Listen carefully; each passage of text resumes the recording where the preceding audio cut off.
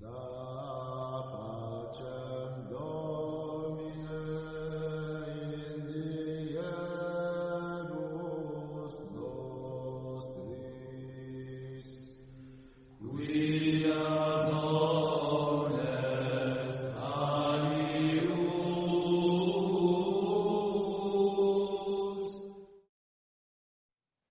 E aí, seguindo, a gente tem a letra Num. A letra Num chegou para Deus, e esse justamente, ela não fala nada, não tem uma descrição de fala da letra Num, talvez porque a letra Num tem essa visão do sacrifício da morte, mas no Zohar ele vai dizer simplesmente que a Num tentou alegar seus méritos como sendo a letra inicial de Norat Erhilô, que seria tremer em louvor, ou de Norat Ahili, que significa que aos retos convém o louvor ao Senhor. E Deus vai recusar Num também, dizendo: Num, retorna ao teu lugar. E é em consideração a ti mesma que eu peço, pois que és a representante dos caídos, né? Nephilim, que significa caídos em hebraico, ela começa com a letra 1. Enquanto Samek é a da sustentação. Permanece, portanto, sob a sua proteção. Num ela vai ter o significado de peixe e o valor matemático de 50. E ela vai representar, né, Sol Tiferet, iluminando esse mar venusiano das emoções. Né?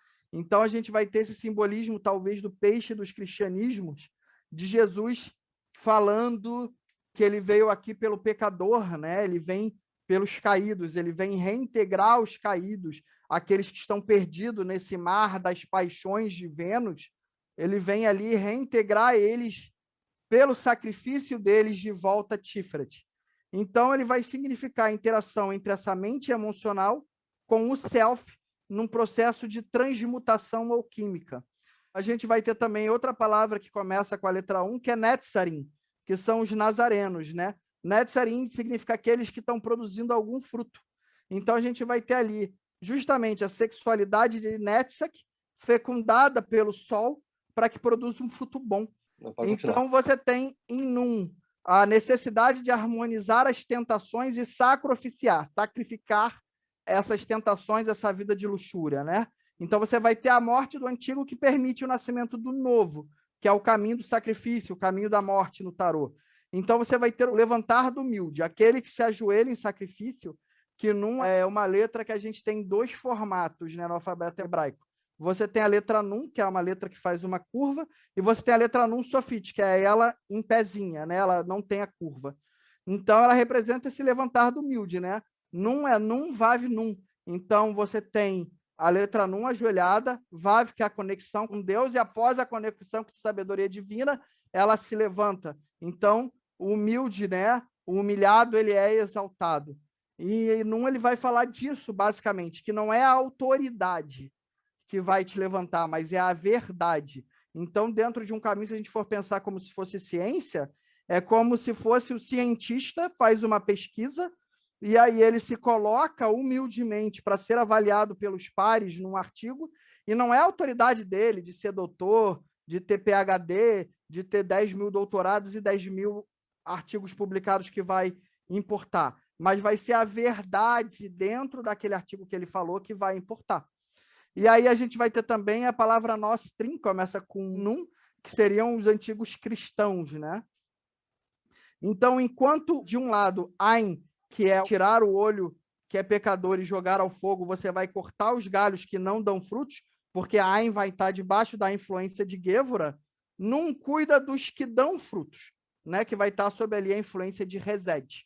Então, você vai ter ainda como se fosse justamente, enquanto do lado Gevura está separando o joio do trigo e Ain é o olho que está observando para cortar os galhos que não dá fruto, ou então condenar a figueira que não dá frutos, Num vai estar cuidando desses galhos que dão frutos para que eles possam ser distribuídos. Então, em Num, basicamente, eu botei um textinho aqui para eu lembrar, o self ele vai se harmonizar com as emoções, cortando o que não importa e guiando o caminho do ego em direção ao que importa. E o self ele não vai se importar com as dores que o ego pode ter ao abandonar os vícios e as coisas que o prendem do caminho de sua realização.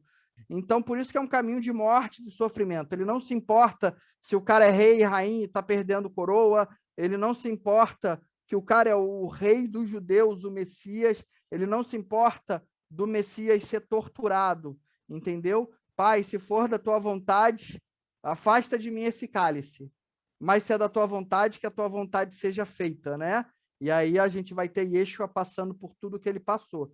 Então, o eu, ele se entrega à sua verdadeira vontade, ele se realiza e renasce como Tiferet, como o próprio sol. Então, em Num vai morrer o corpo humano de Jesus e ele vai ressuscitar em um corpo de luz, em um corpo de glória, né? Em Tiferet. E aí a gente vai ter essa visão dos deuses ou dos messias sacrificados, né? De Odin se sacrificando ali na árvore da Yggdrasil. Você vai ter a imagem de Jesus no sacrifício, né? E vai ter sempre uma imagem, Pedro é a pedra, como se fosse Malchut abaixo dos pés de Jesus, e você vai ter ali a imagem de Maria, como se fosse o amor de Netza, que é o de Êxodo, e Jesus sacrificado e na cruz seria Num. Ou então você vai ter Osíris, que vai ter seu corpo mutilado em 12 partes, em algumas mitologias 13, e jogado ao Nilo, né, e jogado aos mares, para depois ele ser reunido por Ísis e renascido como a nova divindade, só que aí você vai ter o produto da relação entre Ísis e Osíris. Osíris não vai para Tiferet, ele volta para o mundo dos mortos, ou para Iesod, se torna Senhor dos Mortos, mas a relação dele ressuscitado com Ísis vai produzir a divindade solar, que é Ra-Horus, ou Horus, né? Que seria justamente a figura da criança prometida. A mitologia toma um aspecto um pouco diferente. Seguindo, a gente tem Men, que chega para Deus e fala: ó Senhor, que seja do teu agrado criar o mundo através de mim, pois começo a palavra rei, que é Melech, em hebraico, que é o teu título, o rei do universo, né? Deus vai virar para Men e vai falar: certamente, mas não posso começar a criação do mundo por ti, pois o mundo precisa de um rei.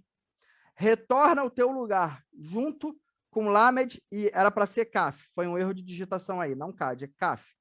Pois o mundo não pode existir sem um rei. Então, Mem, ela vai ter o significado de água, tem o valor 40, e ela vai representar a disciplina e a vontade de Gévora, que são unidos à mente concreta e racional de Rod, né? Então, as formas do seu pensamento ganham um impulso de vontade para que elas possam se materializar de maneira construtiva ou destrutiva, né? Então, é você botar a disciplina em cima do estudo para você, por exemplo, passar num vestibular, ou você botar a disciplina em cima do estudo para você criar uma bomba atômica. Então, ele vai ser um caminho de teste da fé, que são os caminhos dos testes do iniciado. Mem, ele se escreve Mem, Yod, Mem, que é como se fosse a água sendo abençoada pela mão de Deus, Yod, e se tornando uma água divinizada, ou a água do batismo ali do iniciado, aquela água que vai limpar a pessoa, né? Então, a água de Deus elimina de fato a sede. Enquanto você toma uma água que é comum e é que você sempre volta a ter sede, a água divina elimina a sede porque ela está sendo, se você pegar ali na estrutura da Cabala, Mem, se você formar um triângulo entre 5, 8 e 6, Mem está sendo diretamente iluminada por Tiferet. Então, é uma água divinizada, né? Vai ser aquela água da vida, aquela água viva que é descrita na Escritura. E sem água não há vida. Da mesma forma que sem você ter a força de vontade, né? Aquele impulso de Gévorad, não há força para o propósito do iniciado. Então, sem Gévorad, você fica naquele caminho da intelectualização de Rod sem nunca produzir nada de fato. E aí Mem, como tem esse valor 40, ele vai simbolizar essas provações, né? Esse atravessar, né? Vai simbolizar os 40 dias e noites em que, por exemplo, Noé atravessou ali no dilúvio. Esse símbolo de travessia do deserto em que eles precisam buscar esse lugar onde mana, né, leite e mel, onde tem essa água divina. Então eles passam esses 40 anos vagando no deserto, no caso Moisés e o povo hebreu ainda, no caso, né? Não ainda o povo judeu. Os 40 dias de jejum de Yeshua, né, de Jesus, também no deserto, ele jejuando ali, simbolizar as 40 semanas da gestação antes do bebê vir a nascer, ou ainda os 4 elementos vezes as 10 esferas. As 10 esferas manifestadas nos 4 elementos. Então, por isso que Mem vai ser essa água do batismo, porque vai ter dentro dessa água do batismo a energia de toda a criação em cada um dos 4 elementos. Então, por isso que é uma água tão poderosa, essa água consagrada, essa água do batismo. Então, Mem vai ter essa ligação tanto com o batismo de Jesus no Jordão, quanto o seu jejum, né? Em que você vai ter ali primeiro aquele que é batizado pela água, com João Batista, e você vai ter depois o batismo de fogo, né? Com Jesus, com a água de fogo de Jesus. E aí você vai ter esse aspecto do dilúvio, da abertura do Mar Vermelho, e aí de Mem, dessa abertura do Mar Vermelho, numa análise ali que os cabalistas e Jacó vão fazer dos 72 nomes de Deus, que eles vão pegar justamente o trecho da Bíblia, ou da Tanakh, que é a Bíblia hebraica, que é Êxodo 14, os versículos 19 ao 21, vão pegar esses 3 versículos, vão intercalar as letras, como a gente já falou ali na primeira palestra, e daí vai ser os 72 nomes de Deus. E Mem, então, ele vai representar justamente esse tempo de provação ou gestação para que algo aconteça, para que esses 72 nomes de Deus se manifestem, para que esse bebê nasça, que você precisa ficar ali disciplinado, estudando para que você consiga passar num vestibular, passar numa prova de concurso, ou que você precise ficar ali se dedicando e trabalhando para que você possa realizar alguma coisa no plano material, que a tua empresa possa sair do papel, para que o teu trabalho possa se tornar algo palpável e real. Se a gente pegar ali Mam, que liga o 5 e 8, Pã, você vai ter, por exemplo, a história de Jonas e a baleia. Pã seria a boca que engole Jonas, que se recusa a ir pregar, ele se recusa a seguir o caminho de Tisá de Num para pregar pela divindade. Então ele segue o quê? O caminho da mão esquerda. Ele vai ser engolido por Pã, a boca da baleia, e ele vai passar um tempo em Mem, ali aprisionado, né? Por isso que Mem pode ser também o caminho do enforcado. Ele vai passar um tempo ali aprisionado dentro da baleia, tal qual o Gepeto do Pinóquio, até que ele possa assumir o trabalho que ele deveria fazer, né? Cortar ali em Ain o olho do pecador, os medos deles de pregar e decidir seguir a missão de Deus para ele, né? E se você juntar Mem e Num, você forma a palavra maná, como se fosse o peixe que precisa da água para sobreviver. Num é o peixe, Mem é a água. Então, é como se fosse o peixe que nada nessa água divina, né? Então, seria como se Deus dizendo que Deus recompensa o sacrifício. Maná é isso. Maná, para quem não conhece, quando o povo judeu sai, o povo, na verdade, hebreu, sai do Egito e peregrina 40 anos pelo deserto, eles não tinham comida. E toda manhã Deus fazia chover o maná, que era uma espécie de farinha a ser preparada para eles comerem. Então é como se Deus estivesse recompensando o sacrifício desse povo hebreu cruzando o deserto com essa comida, com essa água, né? Então Deus recompensa o sacrifício que é feito com diligência e vontade, né? Com esse alimento para a alma, com esse alimento divinificado. Então, a gente vai ter essa figura, como eu falei, por exemplo, de Odin, que sacrifica um olho em Ain, para poder beber a água da sabedoria ali em Men. Então, da mesma forma, o bebê, por exemplo, a gente pode dizer, está imerso nas águas do útero antes de nascer. Ou do profano, né, que é imerso nas águas do batismo, né, que vai, por exemplo, passar por algum tipo de lavagem, algum tipo de mar ou rio, antes de renascer. E daí que a gente tem renascer da água e do espírito, nesse batismo de Men, nesse tempo de preparação do profano, em que ele vai ser imerso e renascer das águas. Daí em Lamed, ele está no mesmo texto de Mem, que ele fala que não pode começar o mundo por ti, e fala para Mem retornar ao lugar junto de Lamed e Caf. Perdão mais uma vez, é que eu dei Ctrl+C, Ctrl+V. Pois o mundo não pode existir sem um rei. Então, enquanto Mem, vamos dizer assim, é a água ou o óleo que unge a cabeça do rei, Lamed é o cajado ou o cetro do rei, é o aguilhão. é o caminho entre a individualidade do self in Tiferet, enfrentando o rigor da lei e a severidade da justiça de Gevorod. Então, a gente pode dizer também que o self, ele não aceita as qualidades ruins ou os vícios do ego. Em Lamed, a justiça do karma, ou seja, aquilo que viemos realizar, a nossa lei dos martinistas ou a nossa verdadeira vontade dos telemitas, se faz, né? Que karma é isso, é aquilo que viemos realizar. Então, se nós viemos realizar alguma coisa e nós nos afastamos dessa coisa, é o que seria o karma ruim, as coisas começam a dar errado. Se nós fazemos algo que transgride muito a nossa natureza, vem o nosso karma ruim, né? Que as coisas ruins acontecem para a gente. O karma bom, entre aspas, né? Que é o que chamam por aí, seria quando a gente realiza aquilo que a gente veio realizar e a gente faz coisas que estão dentro da natureza do nosso self. E aí as coisas boas acontecem para a gente fica feliz. A gente é alçado para cima se a gente segue o caminho da harmonização, ou nós caímos se nós nos afastamos do caminho da nossa harmonização.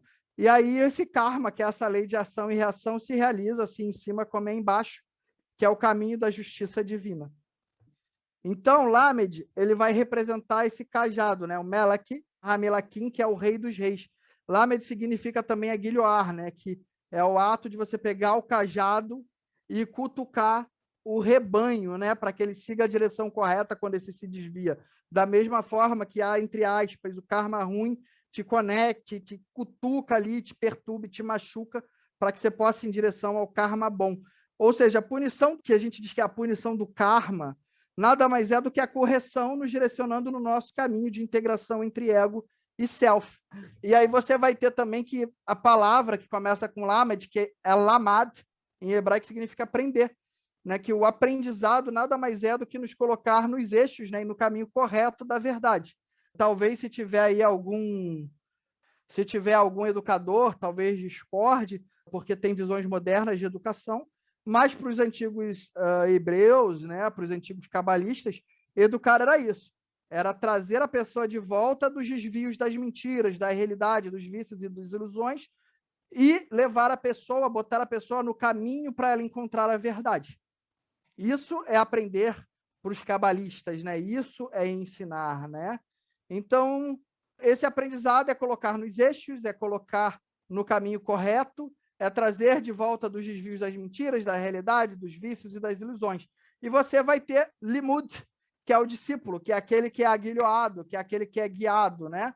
É a ovelha que está sendo guiada no caminho correto. Então, aí você vai ter o objetivo de aprender e ensinar. Lamed, Lamad, Limud, que é guiar-se através do caminho da lei, se você é um martinista, se você segue um caminho mais da mão direita, mais cristão, ou da verdadeira vontade, se você segue um caminho mais da mão esquerda, telemita, né? Evitando os desvios e as consequências de você se desviar do seu caminho, né? E aí a gente vai ter, por exemplo, a visão do julgamento de Salomão, em que a mãe verdadeira, né, a verdade, não aceita ter a criança dividida em dois, ou seja, ela não aceita que self e ego sejam separados. Ela prefere, inclusive, entregar esse ego para o mundo, para que ele experimente um pouco mais, mas que esse self e esse ego continuem juntos. A mãe falsa aceita, porque é a mentira é o que divide, né? Enquanto o símbolo é o que nos une, diabo ou Satã, o opositor é aquilo que nos divide. Então, a mãe falsa, ela aceita, né? Porque o ego vai cair naqueles vícios e naquela prisão dele. Em vez de ser um rei com um cajado na mão, ele vai se tornar um escravo, vai se tornar um servo, sem a luz do self para guiar ele. A mãe falsa quer a divisão entre ego e self. E aí Salomão, tendo a sabedoria, né, a Sofia, ele vai dar a maternidade para a mãe verdadeira, que alinha self e ego de maneira indivisível, que não aceita essa divisão do ser humano. O ser humano tem que ser total. Então, a justiça de Lamed, ela pode ser vista também, ela vai ser uma das 4 virtudes teologais, junto com a fortaleza em Tet, que a gente vai ver, com a prudência Iod, e com a temperança de Samek, né? Que é a temperança daquele equilíbrio de ânima e ânimos do sol e da lua. A justiça, então, vai ser dar o que é devido à pessoa.